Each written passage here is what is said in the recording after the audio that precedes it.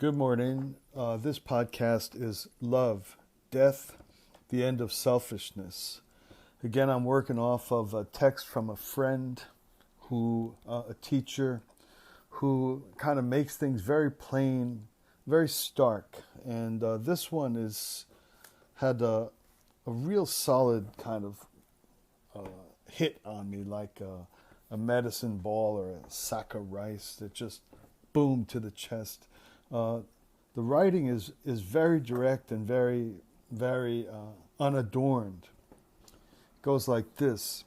When you think about love, what is love? I'm pausing here. Usually we think about love in delightful things, butterflies, sunrise on the meadow, walking hand in hand, singing pleasant and light and lilting songs. The reading goes on, down into the darkness. You'll die for love, or you will kill for love. That's a fact. That's the kind of the basic premise of everything we read and everything we watch. If you watch a film, if you watch a movie, if you read a book, basically the essential or root premise is that the heroes will die for love. So you'll get this guy who can get run over by a train and live, if not stop it with his bare hands. But suddenly the villain has his daughter tied up, and now he's helpless. All of his power and might and enormous kind of destructive power, which he can march through armies, is just rendered into this kind of helpless dependency because his daughter's tied up, and you've seen a picture of the little one on his phone or whatever. So this is a simple truth. You will die for love, you will kill for love. None of us want to think of ourselves as killers. It's actually a frightening or horrendous thought. But if a loved one, if a child, a daughter, or even husband or wife is being threatened at the level of loss of life, we have to look at the possibility that we would actually kill to protect my own child. So the passage starts, what do you think about love? What is love? You're all ready to hear something delightful and sweet. And boom, you will die for love, you will kill for love. He says it can happen, right? And as I just mentioned, it's not a pleasant thought, but it could happen, right? So it goes on, he's reading. When you really love something, it makes you want to die for it. That's the whole Romeo and Juliet thing. And if any of us have ever suffered a broken heart, we know that life is meaningless. Actually, life without love could be the end of even the will to live. At the same time, in the extreme opposite, you will kill for it. I just touched on that myself. So here is this piece coming right at you with the absolutes just kind of with blades whizzing through the air toward you, and toward an examination of where you're at on this matter. What is love? Yeah, I think I like it. I love it. It's great. I love to dream of the girl and her eyes and her hair.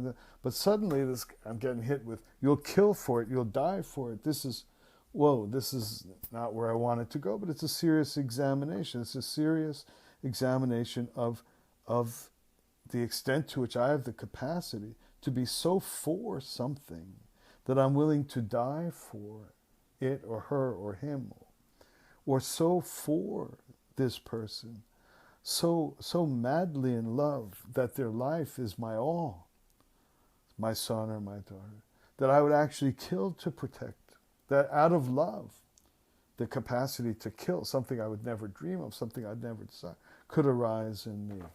That's what love is, right, he says. Love is this question. It's this question. Is it for you or is it for me? That is the basic struggle. If it's about me, let her die. Go ahead. Let her die. The memo to the hero in the movie shows the wife or daughter wrapped up, tied up, weeping, crying, wailing, scared. So let her die. That's fine. You call that love? Is that love? Is that love for a wife or for a daughter? No. I'm willing to die to protect their lives. Take my life, not theirs.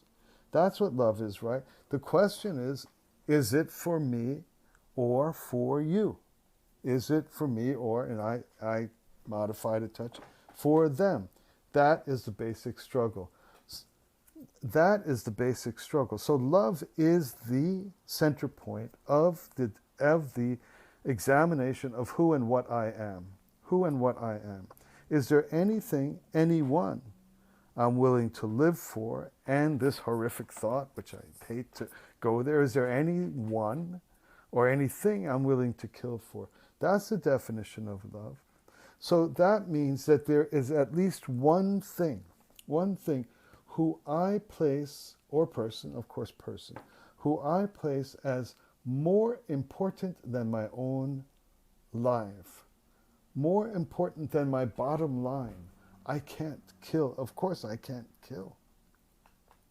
But is there someone that brings out in me even something impossible even in my imagination or consideration to kill? If there is one thing like that, my wife, my daughter, my son, or if it's a kid, my parents, would you protect your parents with your life?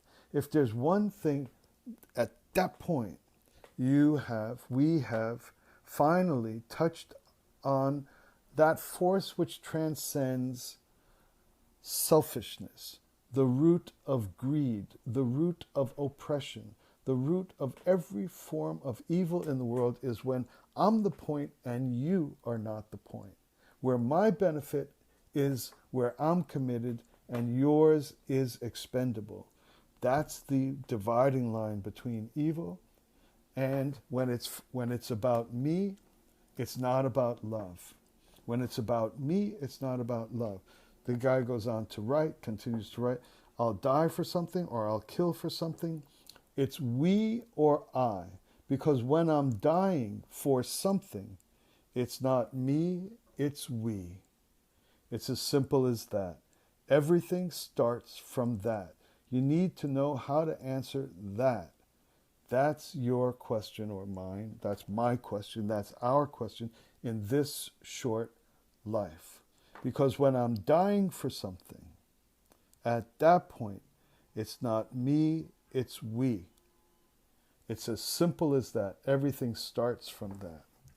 Now, no one wants to have their considerations of love as living and dying and killing and dying and killing, but everyone should have their consideration of love as the question, is it me or is it we?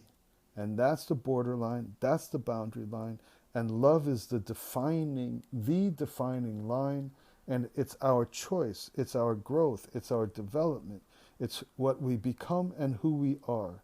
That's the question. He goes, that's your question in this short life.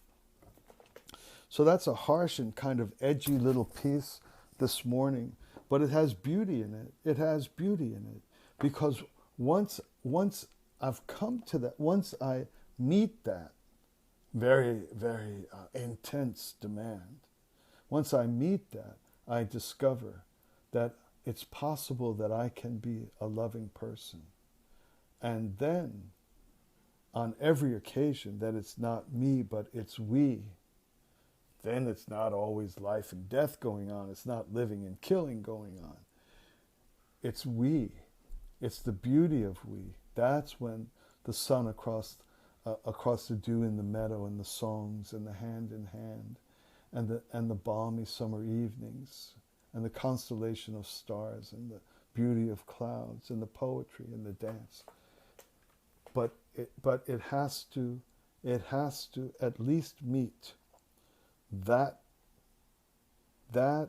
question, and from that we becomes my life, and from that love becomes my life. Thanks for listening. I'll talk with you again soon.